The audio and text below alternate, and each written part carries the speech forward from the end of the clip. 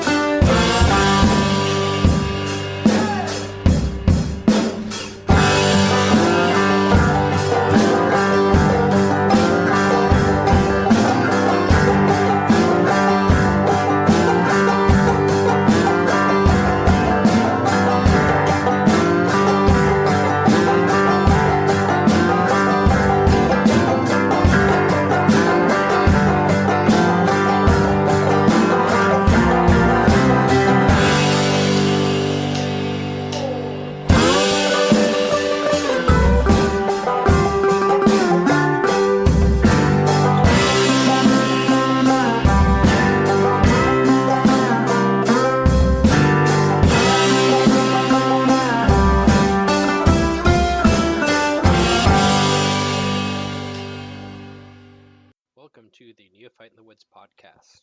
Today I'm joined by my friend Jason Crighton of Conserve the Wild. How are you? Good. How are you? Good. Long time no talk, physically at least. Yeah. How'd your hunting go today? It was about 7.5 hours of nothing. That sounds like a lot of my turkey hunting too. Yep. It is the only experience I've ever had with turkey hunting. Yeah. What are the numbers like up there? They're pretty good. I mean, my wife gives me shit. I mean, she sees them every single day. Every single day. At least 15 of them.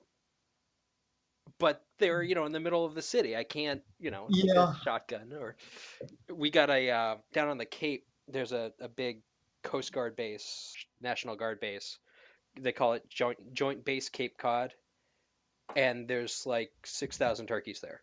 Like, that's not exaggerating. It's.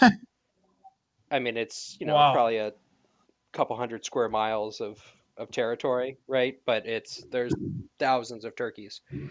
And one of my coworkers' boyfriends is the commander of the base.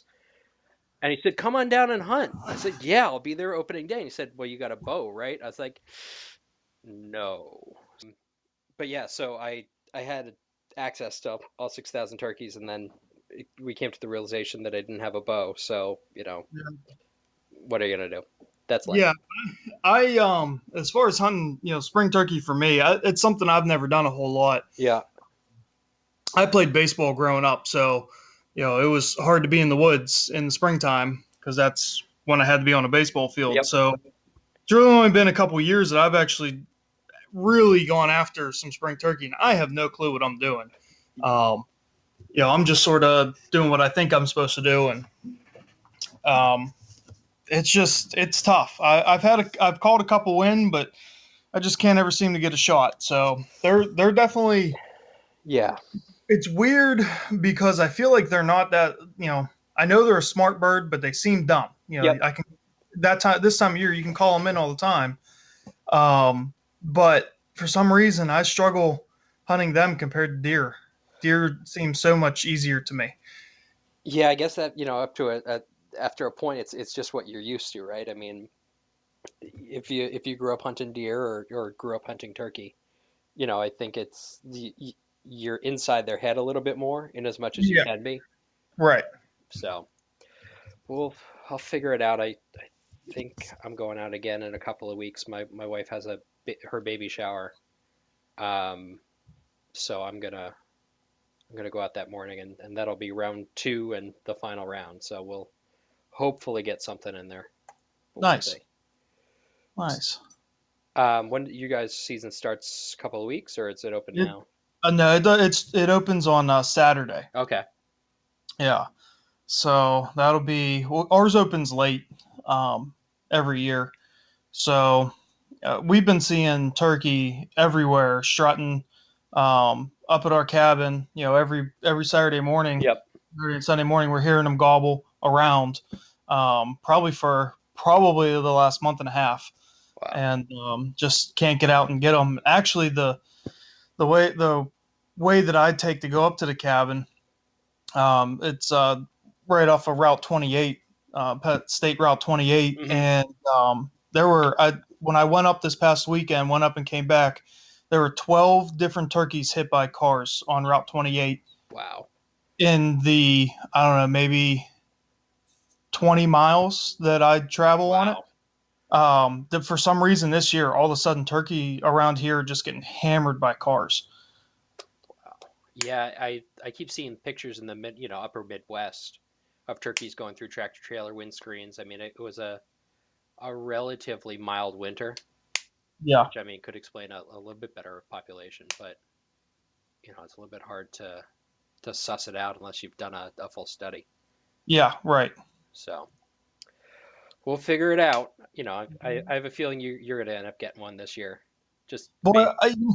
I really hope so. And we've been seeing a lot up at our cabin, but stupid me, I applied over a year ago to be our hunter trapper education instructor that Yep. we have in Pennsylvania.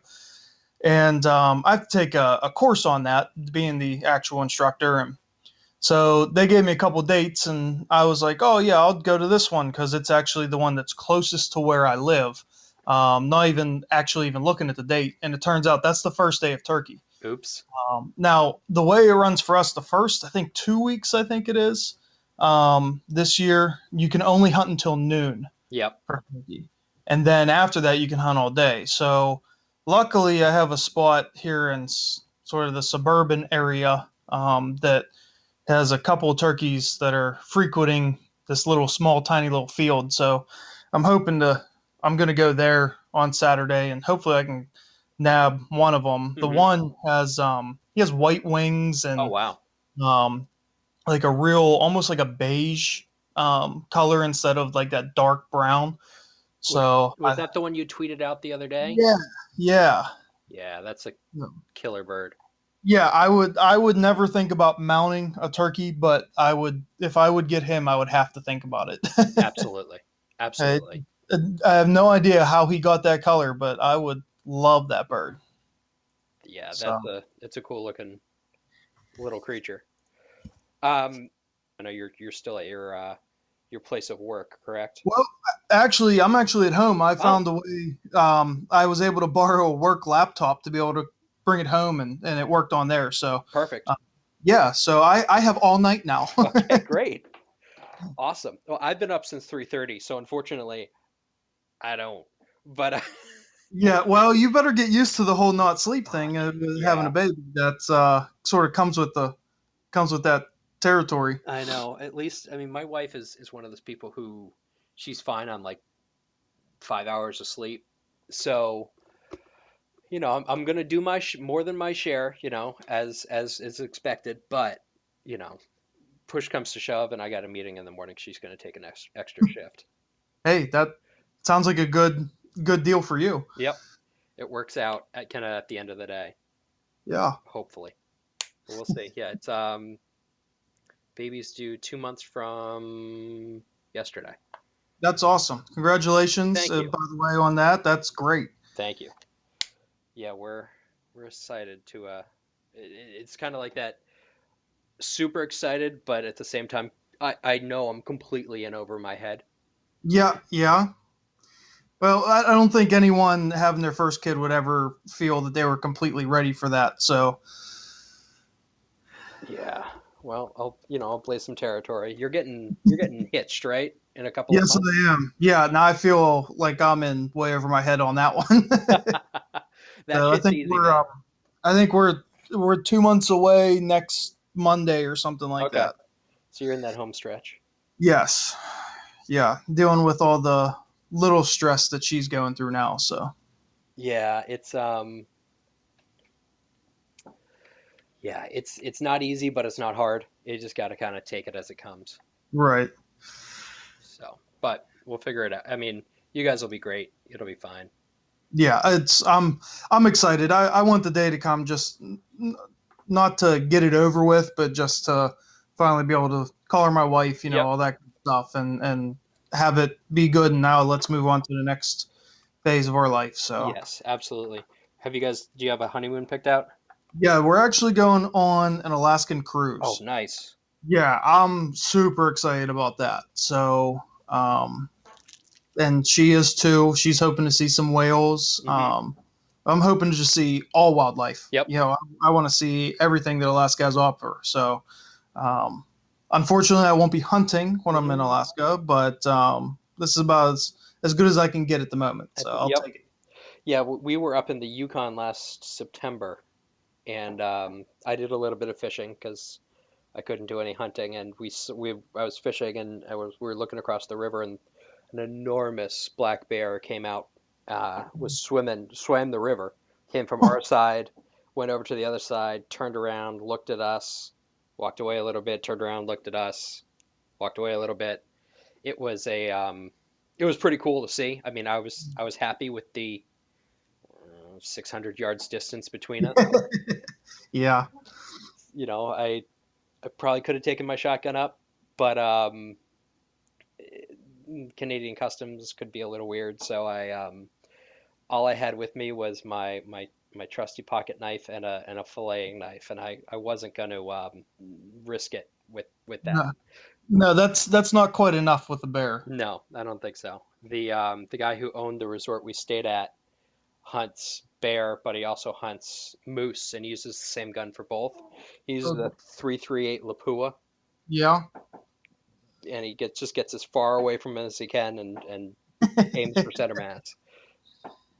And that seems to do him in pretty good stead. I got to eat some of the bison and some of the moose that he harvested over the previous year, and they're both pretty tasty. I bet. I bet. I would like to. Moose is one type of meat that I haven't tried that I'd really like to. So. It definitely has a taste all its own. Um, I really wouldn't know how to describe it. Hmm. So it's not game. It's not like not gamey like venison, but it's not kind of bland like cattle. Okay. It's somewhere in between, and a lot of it seems depends on what they're eating. They like to eat willow, which can I guess impart some off flavors, but if they get into like blueberry patches or something like that, or the berry patches, it gets a lot sweeter. Huh. That's interesting. So it kind of like with what was the like bluefish will change their taste a little bit based on what they've been eating. Right. So it works kind of similarly. Huh.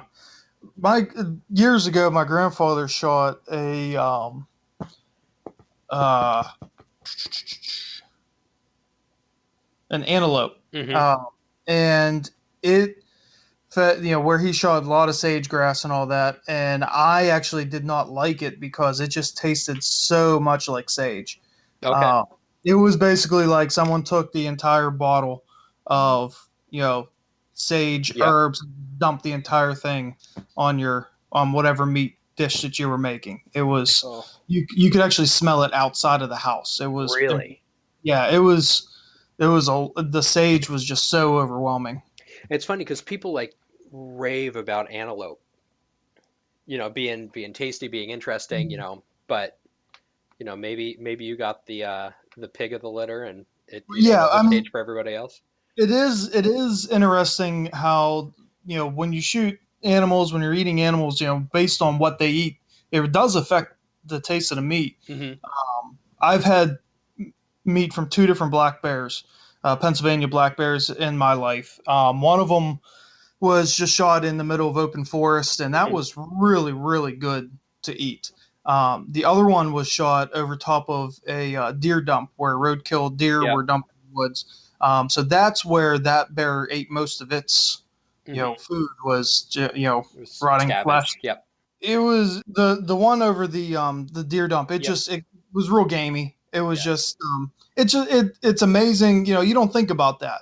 I mean, when you eat, growing up, you're eating beef and things like that, Hmm. and you eat beef and it tastes like beef. There's really no difference that you really detect. But when it comes to eating game animals, what they eat, you know, they say you are what you eat. Yep.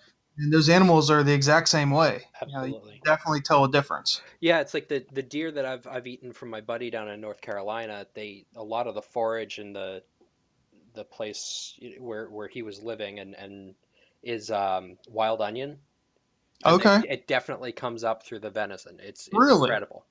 that's It interesting. has a little bit more of it's almost peppery just because it's not an actual onion. It's a close relative. But Right. the a friend of mine gave me some venison from up in Maine, where I'm hoping to hunt a little bit this fall, and it's a completely different taste. Hmm. It's always blown me away.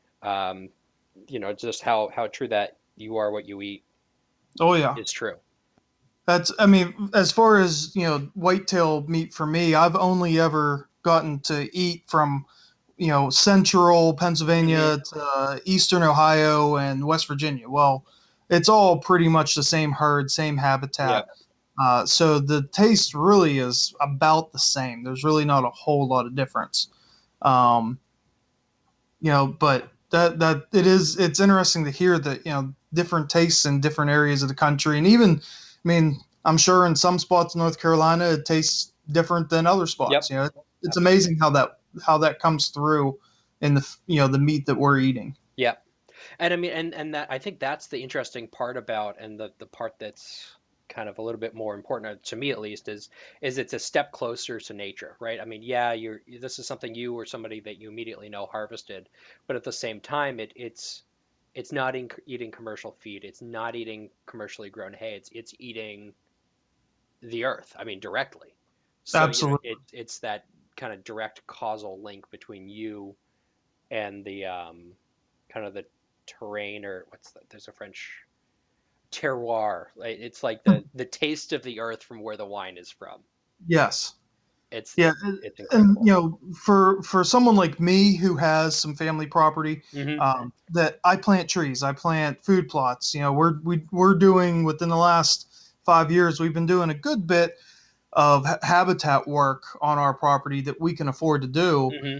And whenever I can look at, like, my buck from last year, I can look at trail camera pictures and see him eating out of the food plot that I planted, Yeah. as I'm looking at a picture of him eating what I planted, as I'm also eating a plate of him, and Yep. that, like you said, that full circle, and just sort of seeing all that is something that's awesome to me. I get more out of seeing, the does and the young deer Hmm. come in to eat at the food plots than I do any of the bucks. I mean, don't get me wrong. I like the nice bucks, Yep. and what I'm hunting, but to see that I'm feeding more than just that one buck that I take, it makes you feel better that you're doing good for all of the herd, not just a little, just Absolutely. one of them. And so actually that's an interesting kind of question that I wanted to ask you is it's a two-parter, right? So the first was, when we first connected way back when, it was you guys were the modern predator and you guys were, you were doing a lot with conservation and habitat improvement, but you've made this name change now to Conserve the Wild. Like what was the reasoning behind that? Well, I come from a family of hunters, Yep. and so that was my first take, was I want to share my hunting experiences, our hunting experiences with other hunters. But as I was explaining to my non-hunting family members Hmm. what my website was about, it was getting lost on them. Okay. Um, it's not something that they were going to sit down and read what I had to say, or what any of us Hmm. had to say, because they weren't interested in it. So as I started writing, I started to be a little more conservation minded, Hmm. uh, and I sort of realized, there are people out there who are interested in and willing to do the work of conservation, that aren't ever going to hunt, Hmm. whether that's hikers, or people who are interested in insects, or bird watchers. So my sort of goal is to, yes, we're still hunting. Everything we do is geared more towards wild game species, as opposed to all of them. However, I'm planting. I just planted probably close to 50 silky dogwood trees this weekend. Wow. Little seedlings. Only probably half of them will take. Hmm. But when they do, is it going to help deer? Yes, but it's also going to help songbirds. It's also going to help grouse. It's also going to help insects that are around. Um, you know, chipmunks, all kinds of wildlife that, everything's sort of interconnected. It's an ecosystem. Yeah. So I really want to sort of switch now and talk more about the conservation side, um, about and try to see if I can get more people, even non-hunters, to sort of participate and not just be outdoors. Don't just go outdoors. Hmm. Actually become a part of it and actually give back to the outdoor lifestyle. That's awesome. And that's really, I think, laudable. I mean, I think that, there are definitely a lot of people out there who hunt, and there's a disparate, much smaller group who are really interested in conservation and how it relates to ecosystems. But you really have that direct link, right? You said as you own your own land, you harvest what's on it, you live on that land or live in and around it, and it's not just kind of there like oh, this is my vacation home. This is actually you own it or your family owns it, but it's also part of you. Yeah, and I mean, part of as I'm getting older, I'm 31 now. It's been this property has been in our family for 40 years, Mm. so it's been in the family longer than I've been in the family. And to walk with like my grandfather, who's in his 80s, and to have him tell me like, "Oh, this tree." I planted this tree here, or tell me a story about a time whenever this other, we see a stump and a tree had fallen and things like that. I want to be able to do the same thing with my kids and my Hmm. grandkids, and be able to tell them like, "Yeah, hey, you see all these silky dogwood trees, this whole line here. I planted all of those trees, way back before you're even, a twinkle in your mother's eye type." So, to be able to not just use the land, I don't want to use the land as a consumer. I want to interact with the land. And yes, while I consume things from it, whether that's, firewood or wild game, or even just entertainment Hmm. from it, I want to make sure that I can do that for an extended period of time, not just for 5 years or 10 years, but, far beyond whenever I'm long gone. Sure.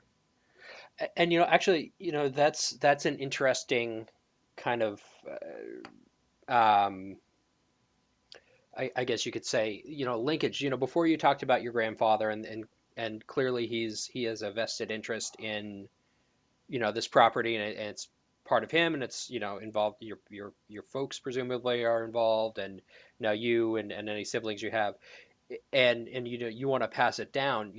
Is there, yeah, there's stewardship that runs through the family, but is there mentorship there as well? Like, did your grandfather teach you anything? Teach your parents anything? Who taught you anything, or like that about how to take care of the land, how to take care of the animals, or is the kind of the conservation effort been, I guess you could say, a bottom up, right, from you to the generations before you?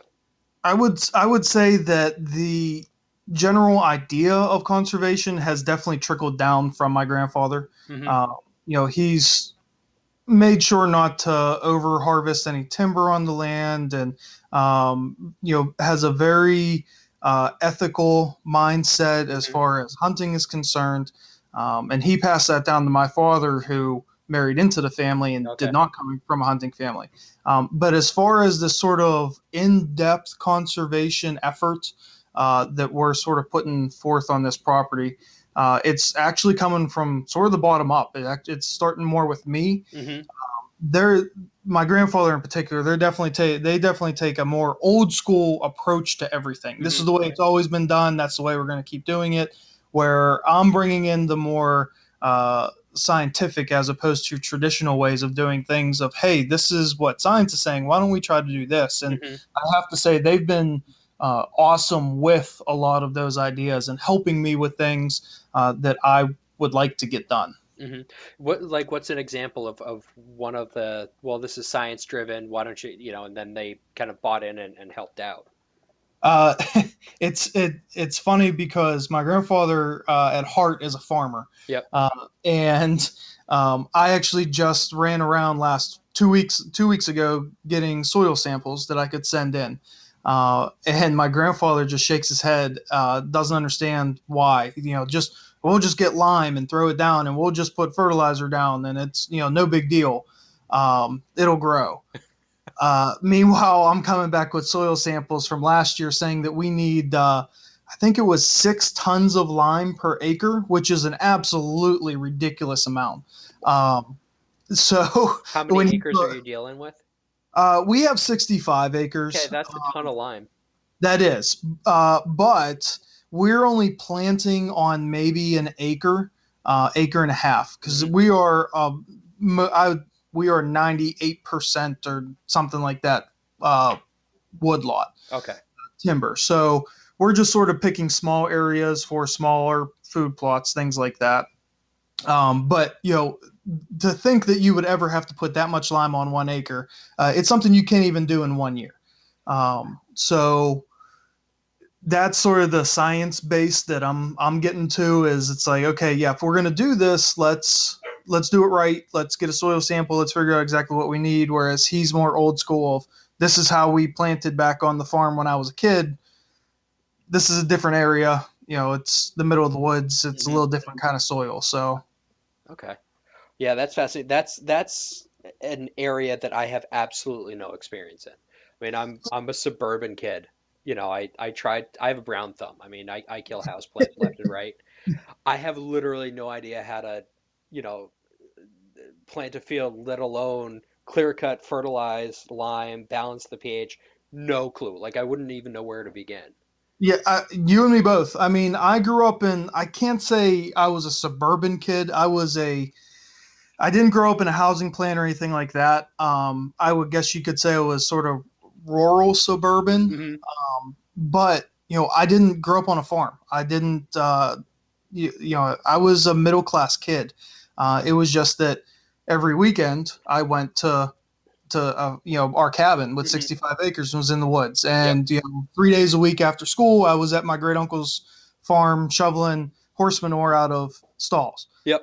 So I was around it, but I never actually did any planting. So I am definitely learning on the fly, um, That's and a good way to do it. yeah, and reading and researching, Hmm. and talking to everyone that I could possibly talk to about when to plant, how to plant, little tips on what to do, ways to try to get around it. If the soil's not quite right, how can I make it good enough so that Hmm. something will grow? I think last year on our property where we planted different food plot things, we put 4 tons of ag lime, which is like a powdered Hmm. agricultural lime. We put probably another half ton of granulated pelletized lime, and then we put the equivalent of 5 tons of liquid lime.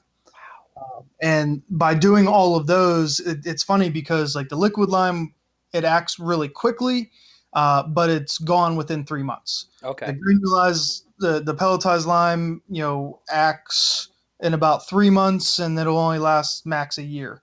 And then the ag lime does, it's sort of assumed that it'll take about a year to really work, but it works for about 3 years. So it's like the step process to Yep. get to work now and then also work in the future. So it's definitely, it's time consuming, it's financially consuming. It's a lot of money Yep. involved in it. But like I said earlier, when you see wildlife, and not just it's and for us it's not just deer. Hmm. We've seen turkeys eating the bugs that are jumping around in the food plots. We've seen the songbirds come in, chipmunks scurrying through, things like that. It's satisfying when you see wildlife actually take advantage of it. That's awesome. And you know, it's just amazing to think that first of all, you're talking about layered approach and you're talking about generations here. The steps you're taking today, yeah, are going to benefit you and the environment in the near term, but when you're, like you said, your kids or your kids' kids or your kids' kids' kids, they're all going to benefit from the steps you're taking today. I mean, a dogwood lives 100, 150 years ish, Hopefully. hopefully, if everything goes to plan according to plan. I mean, that's how many generations of people who are going to benefit from your hard work today. I mean, it's inspiring to think about.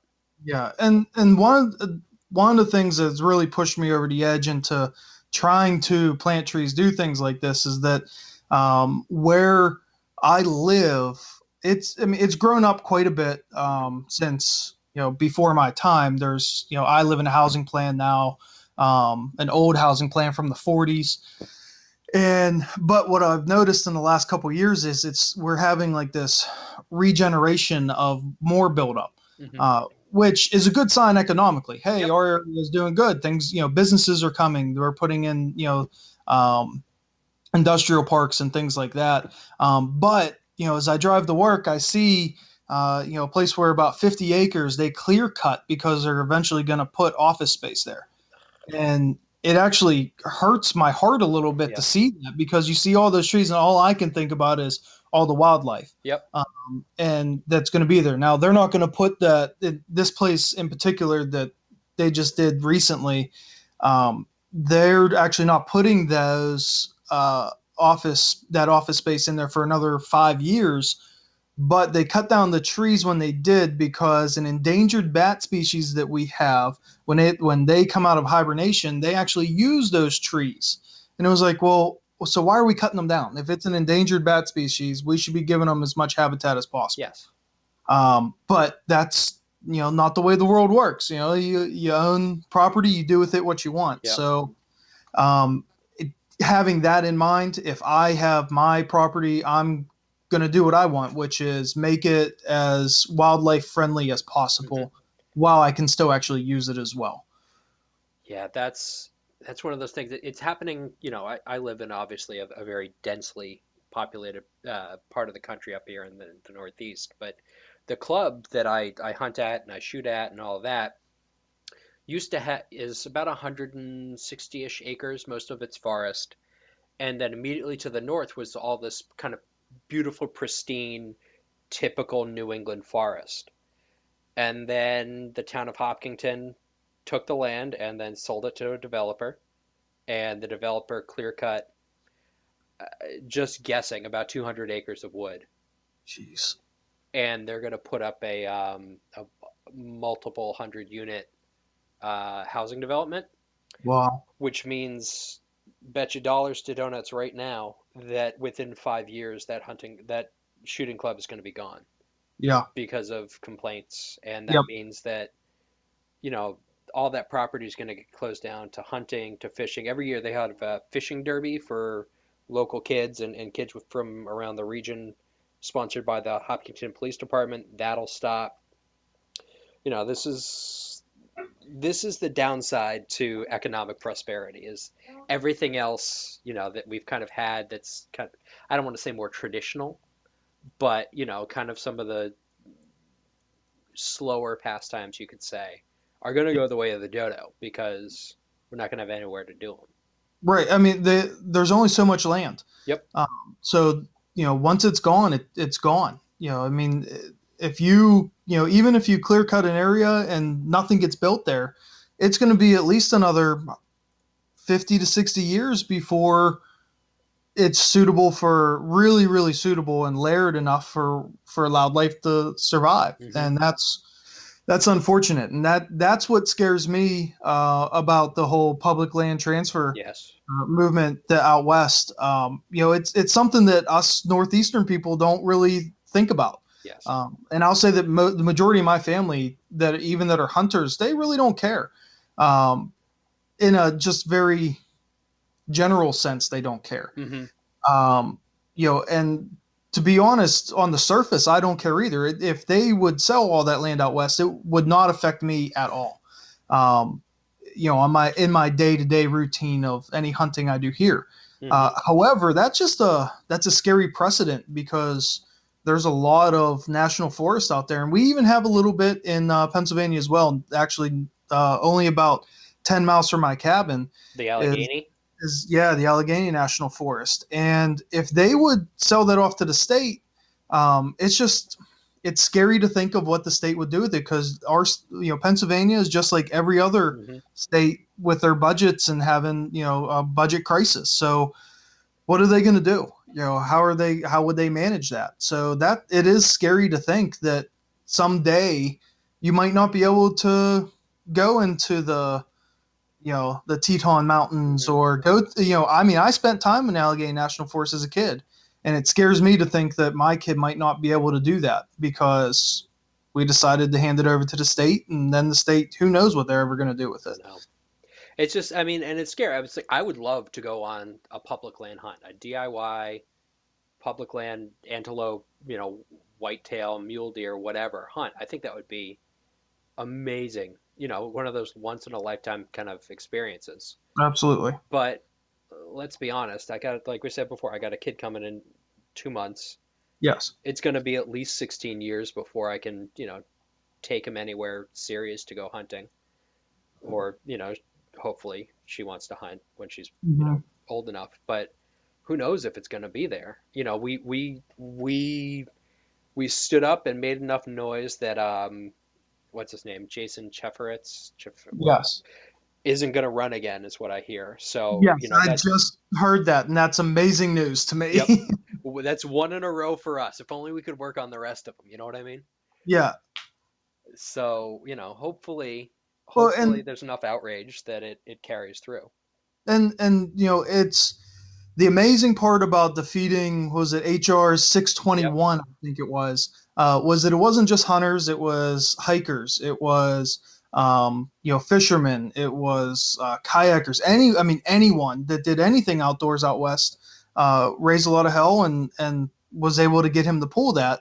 Unfortunately, about 2 days before he pulled that one, he proposed another bill Yes. that is just as detrimental, in HR 622, which is, and now he's not running again, so that's great. I hope he sticks to his word on Yep. that one.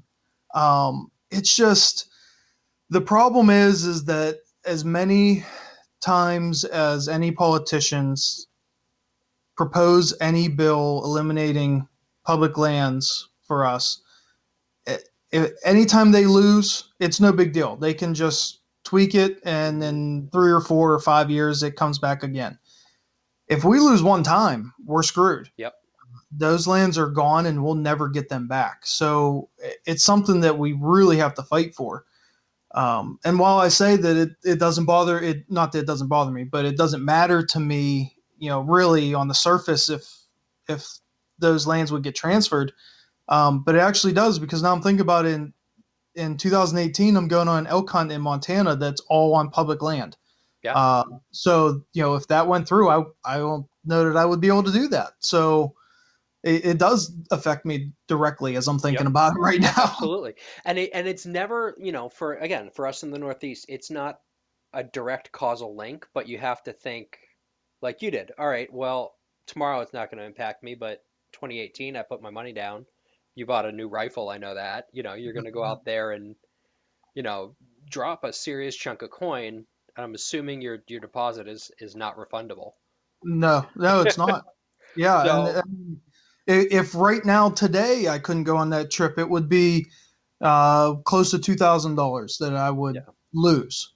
So that's And what is the permature cost out there?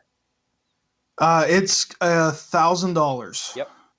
It's and that's both sides of the coin, right? We spend a lot of money Yeah, traveling or buying land or maintaining land, but also, and that's just money that goes out into the ether one way or the other. But that money, that $1,000 you're spending on your permature, that goes directly into conservation.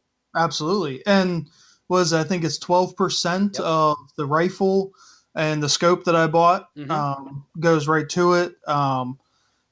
Goes towards, conservation efforts. Every with 12% of every, because I got a 300 Win Mag, so Yep. 12% of every $40 box of bullets that I bought goes towards that as well. So Yeah.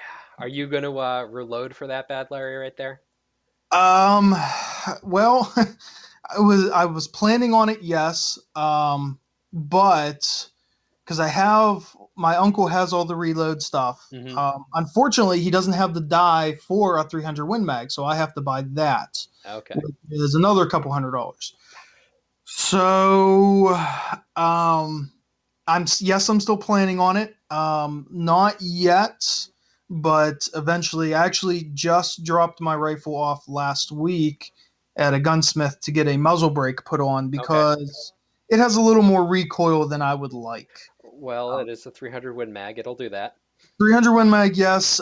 When I shot my friends, the recoil I felt manageable because he had a nice heavy wood stock. Yep. I decided that I'm going to be hiking up and down mountains in Montana. I want a light gun, so I bought a 6.5 pound synthetic stock Tikka. Yep. That the recoil was much, much worse. Yeah. So I shot another friend who had the same guy put a muzzle brake on his, and it knocked it down almost 50%. Wow. Recoil. So, which is very, very manageable. So I decided I'm going to spend the money and get that done as well. Yeah, that's a worthwhile investment. Absolutely. For just the enjoyment of shooting that gun, that is a worthwhile investment. Yep, absolutely. And it was the Tikka or the Savage, right? Those were the two you were going back and forth on? Yeah, I was going back between those two, and I ended up with the Tikka just because I felt more comfortable with the more standard trigger style. Yeah, Savage has the adjustable kind of poly trigger. Yeah, and it's sort of that 2-stage trigger. Yep. It's just something I'm not used to, so I didn't want to get caught up with playing with that trigger while I'm actually trying to shoot an animal. Yep, I get that. Everything I own is kind of that except for the AR is that regular hunting trigger, nice, long, clean, slow, accurate. Yes, that's all I'm looking for is something I'm comfortable with and something that's accurate. That's it. Yep, that's awesome. Yeah, you'll have to keep us in the loop. Are you're gonna tape any of that while you're up there? Or are you going to just take shots and take pictures and bring them back? I am going to try to tape. I have videoed. I've attempted to video the last 2 hunting seasons for me. And 2 years ago, the buck that I got that morning, I decided it wasn't worth lugging in the video equipment, and I shot a buck at first light. And then last year, I was lucky enough to get my buck on the very first evening of the season, which was awesome. Normally, the first evening, I'm just happy to be sitting in a stand, and then I was able to harvest one. And the buck that I eventually got, I actually watched him mill down off of a point, and I watched him for 45 minutes and videotaped him for 45 minutes. And then whenever I went to take the shot, I took the shot and realized when I played it back that the camera had full memory about 5 minutes before I took that shot. Oh, that's the worst. So I didn't get it on camera. I will, and in full disclosure, it was not the best shot that I've ever made with my bow. So I'm actually a little relieved that I don't have that on video, just so I don't have the sort of guilty conscience of, do I post this, do I not? Because the following 20 minutes were not very pretty after that. Yeah. And that was something that actually kept me up for the next couple nights, not being able to sleep real well. Because as a hunter, I've been very fortunate to have very, very clean and quick kills on all animals that I've shot. So it's been very easy on me. The last 2 years, this past year with a bad first shot, and then the year before that, the buck was bedded down 20 yards away, and I actually made a very good shot, but he never got up. That's the first deer I've ever actually watched die like close to me, and that was a little disturbing as well. So it's something that gets me whenever non-hunters or especially anti-hunters think that we're murderers. We don't feel anything. I felt sad Yeah. and very. I felt bad with what I made the buck this past year go through, which is something that I hope I never have to go through again. It was terrible. It was awful. Um, so You hit him a little back, or I hit him high. So I hit him high, and I actually hit him in the spine okay. with the first shot. So he dropped right where he was at. But then it was 20 minutes of trying to get another good shot and Hmm. trying to dispatch him as quickly as I could, but still ethically and try to hopefully make him suffer as little as possible, as Sure. little as I could. Yep.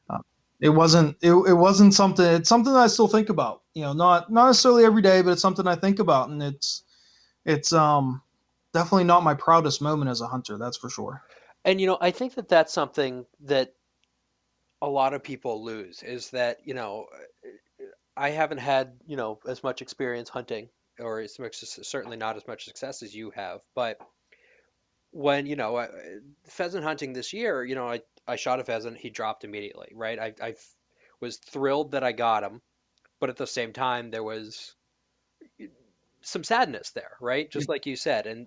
And we as hunters, we as kind of outdoorsmen don't hunt because we like killing things. We hunt because it's part of the natural cycle. We were put here on this earth, among many things, to hunt, and because it's a way to feed our family and kind of take part in the natural environment. Yeah, it's part of that circle of life. Yep. And my grandfather and my father have always said, uh, for years since I was even too young to hunt, that the time that they go hunting and they don't get excited to shoot a buck or to take an animal's life, they'll stop hunting. Hmm. And I agree with that. I mean, when you get a chance, and you'll find out when you get a chance to shoot your first deer, you're excited. Yeah. The adrenaline rush gets going, and it is an exciting experience. But I like to add to it then if I don't feel a sense of sadness or a sense of remorse or a sense of at least at the very minimal thankfulness after you take that animal's life, then I don't want to hunt either. Yeah. I don't want to feel cold blooded in the act of harvesting that animal. And it's really interesting you say that because this fall I missed two deer. One because I was putting my shotgun away and it came into the lot while I was doing that. But the other one that I shot at and missed, it was, oh my Lord, a deer. Why am I? Oh, it's a deer. I'm here and I'm hunting it. Okay, calm down, calm down, calm down. Completely missed it. I mean, I missed it clean, but not immediately knowing did I actually miss it clean or did I wing it and it's now, running off somewhere expiring and then, spending 2 hours trying to figure out tracking it as far as I possibly could and then looking for its back trail and just making sure that I missed it. Hmm. I've never been so happy to miss something in my life. Yeah, and I mean, I've been in that same boat. And actually, this year, it was our early muzzleloader season in October. I had a friend who shot at a doe. It's doe only, and he shot at a doe and he hit her in the front leg. Mm. Um, and I actually had another friend who did the same thing in archery season with a small little buck, hit him in the front shoulder. We didn't recover either of those deer, and I mean, they were all kinds of tore up about it. Yep. It wasn't even anything I had to do with, but since I was helping trying to recover these animals, I was tore up about it. Yeah. It's not something that you're happy about. I will say last weekend, because both of them happened on our property, last weekend, we actually saw a doe that only had 3 legs Okay. and it was getting around just fine. Everything seemed to be healed up and everything. And, we can't say for sure 100% that was the doe that was shot in the front leg or not. But it's sort of nice to think about that, that's how resilient that deer was, that it's able to make it through that. That would be nice. That would be great. I mean, and that's the thing. They're just such amazingly tough little creatures. Or Oh, yeah. I just, there's that picture that floats around on the internet of the buck with all four hoofs missing and Yeah. walking around on bones. It's like, well, geez, I mean, never want to hurt anything, but you gotta have some faith that, provided it's actually you actually winged it, that chances are pretty good, or at least decent, that it might make it through. Yeah, and to show how tough they are, I mean, I have shot, and family members have shot deer with rifles that they're running 100 or good shots, and they're running 100 or 200 yards. Hmm.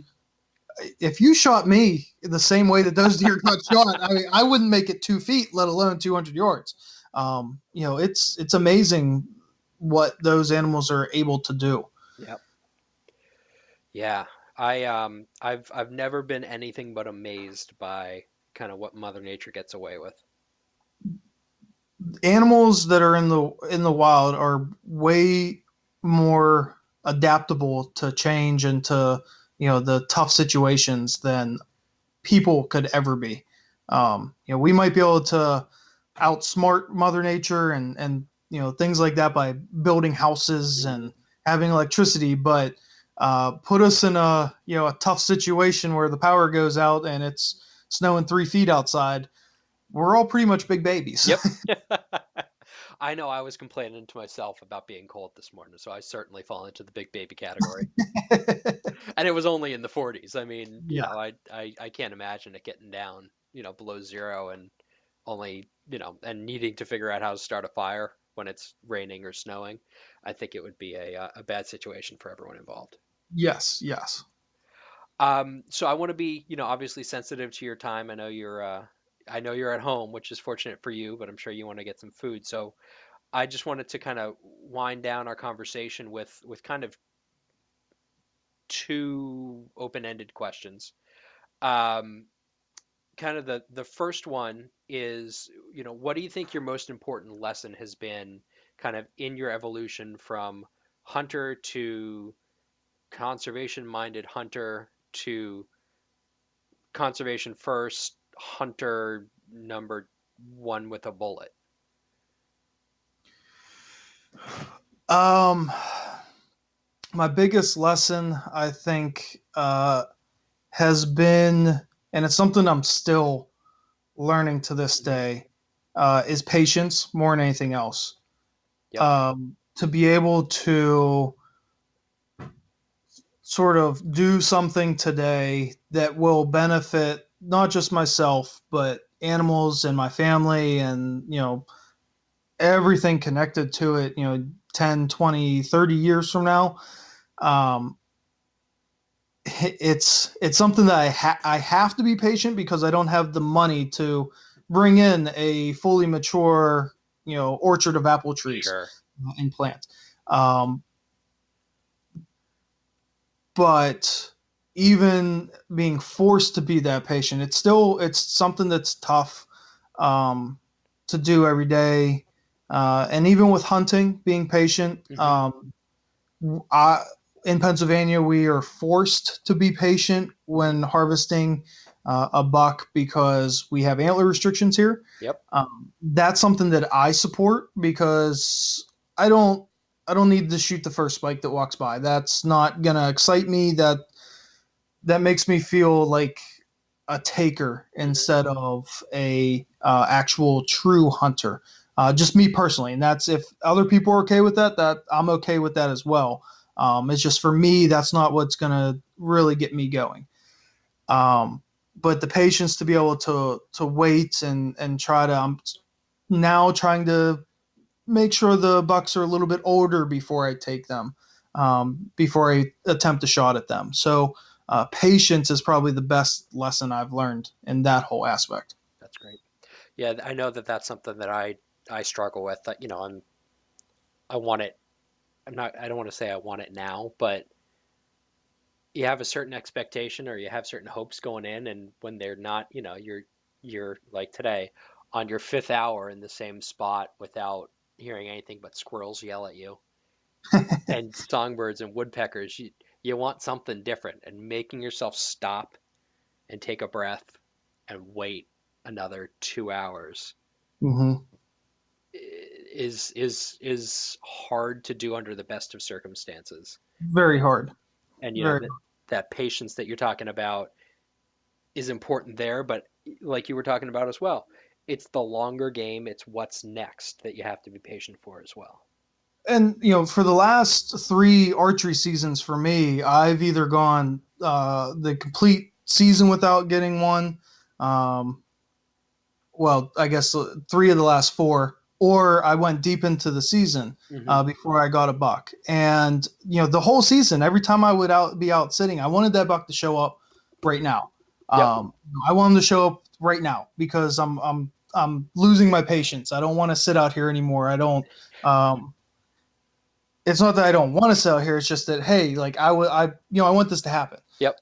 And then last year, shooting that buck on the first evening, I felt a little lost the rest of the season.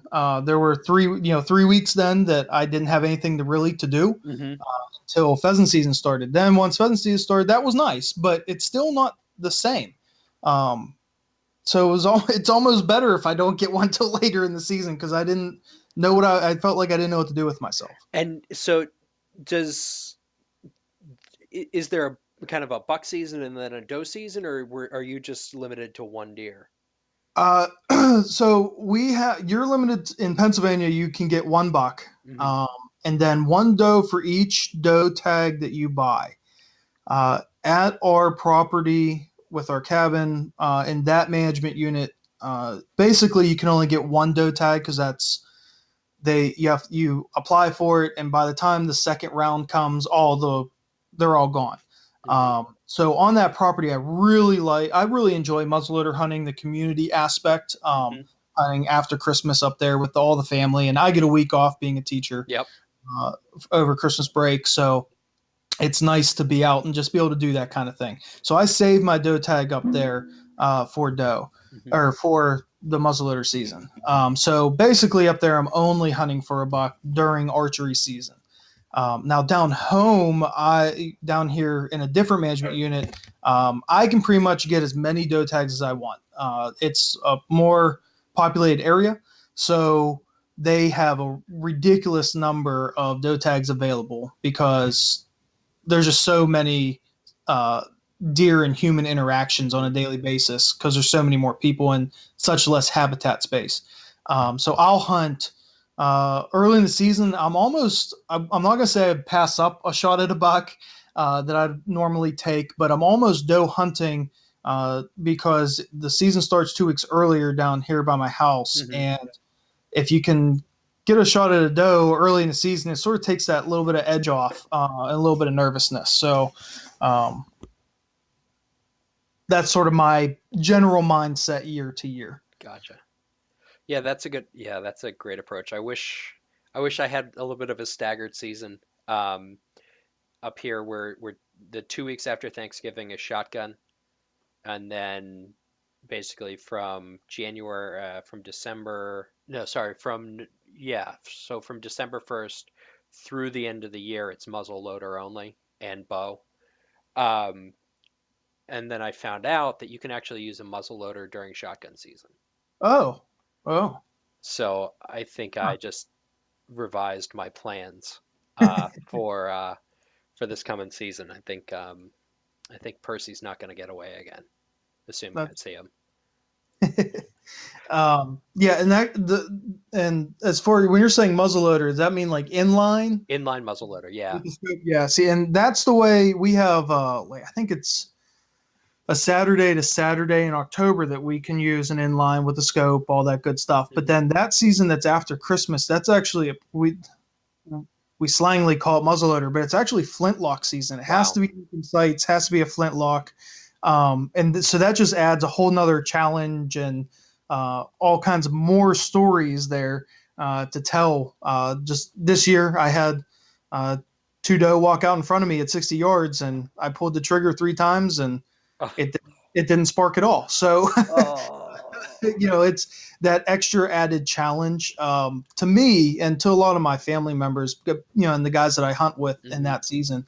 It's just so much more fun because there's just so much more of a challenge. And are the flintlocks or the primitive firearms, I guess you could call them. They're fully rifled like you would get on an inline muzzle loader, or Yeah, fully rifled, 50 caliber slug. Um, my father, for example, he uses a patch and ball, very old okay. school. Yep. I use a conical ball Hmm. that's pre-greased. Then some guys use sabots, but there's a gray area on whether those are legal or not in that primitive firearm Hmm. season. So I'm definitely not going to name names on that Yep. one. Nope. But, there are different things that you can do, but yeah, it has to be flintlock, and it has to be open sights. Wow. So it definitely makes it interesting. Yeah. Yeah. That's up there. I think that one just went on my list for one of these days. It is a lot of fun. The other part too is that time of year the deer are very skittish, Hmm. so they don't give you many chances by that time of the year to really get set and get on them. But then all of a sudden, and some of the best stories come from the deer that just don't seem to be skittish at all, where you'll pull the trigger 3 or 4 times and your pan might go up, but the gun won't go off, and that deer will just stand there and look at you, and think like, what are you doing over there? And then finally, of course, the one time that your gun goes off, you miss or something like that, and because now you're flinching because you're thinking it's not going to go off, and it's the stories are probably the best part about that hunting that time of year. That sounds great. That sounds great. Well, I'm gonna start lobbying for an inline for a true primitive firearms season up here in Massachusetts. The one good thing about Pennsylvania is as long as you are using a more primitive weapon than what the season calls for, you're allowed to use it. Uh, Oh. so, for example, if you in our rifle season, if you wanted to use an open-sighted flintlock muzzleloader, you can. Um, so that I don't know if that's an option up there in Massachusetts, but if it is, definitely give it a shot. It's something that's a lot of fun. I'm as soon as we ring off here, I'm gonna go on Kittery Trading Post and see if I can find something for I'm gonna call it sneaking in money. Before we hang up, is there a message you want? This is, by the way, going to be the first episode of the show that airs. Is there anything that you want to hear to my that you want to tell to my listeners, or probably at this point, listener in my wife? The only thing is, I'd ask them to go to www.conservewild.org. That's our website. When at the original site, we had well over 70 blog posts. We're down to about 3 right now because I couldn't transfer them over. So I'm going to be in the process of transferring them over. But we have 2 different blogs that are running on that site. One is conservation based, and the other one is sort of hunting related and trapping related. Hmm. So there'll be some different posts from myself and some field staff members that have come on board to sort of help us out with some things. If anyone just wants to follow along in our sort of daily routine and everything that's going on with us, can find us on Twitter as at Conserve Wild, and on Instagram, Conserve the Wild as well. Try to keep up with social media a Yep. little bit and be a little interactive there. Yep. That's how we originally connected on the Twitters. Yes, we did. Outstanding. Um, so Jason, thank you so much for taking the time and coming out and sitting down and talking to me. Oh, thank you. I appreciate this. I'm always willing to talk hunting. Hey, it's Andrew. I just wanted to record a quick little bumper out. Unfortunately, we lost some of the goodbye from Jason on this episode due to my complete and total inexperience in recording podcasts. So I just wanted to take the opportunity to thank Jason again, and really encourage you to check out his nonprofit, Conserve the Wild. I think there's a lot to learn, especially between the interplay between conservation and what we do as hunters and outdoors people and fishermen. I think it's really a laudable goal and a great cause. He's also regularly kills some pretty nice deer. So if you're looking for good pictures of that, it's definitely worth checking out. Also, on our way out today, I wanted to mention that we have a Patreon page. You can actually find a link to it in the description of this podcast. We, Bennett and Eddie and Kevin and Dwayne and Jeff and I all bear the costs associated with putting out these podcasts out of our own pocket, Bennett and Eddie especially. And the Patreon page is a chance for us to defray some of those costs and also reinvest in ourselves to get better recording equipment and do some of the fun things that we want to do. It's not all a benefit to us, though we certainly do reap some benefit from it. You can also get subscriber exclusive content, including some live broadcasts that we've been doing the past couple of weeks, and we'll definitely do again. You can also, if you back at the $10 level, get an autographed picture of our fearless leaders, Bennett and Eddie. I think it's a really great value. It really transformed my life for the better to get that picture. I have it framed right up over my computer. So if you want to back at that level, that would be very much appreciated. Thanks again for tuning in, and we'll talk to you next week.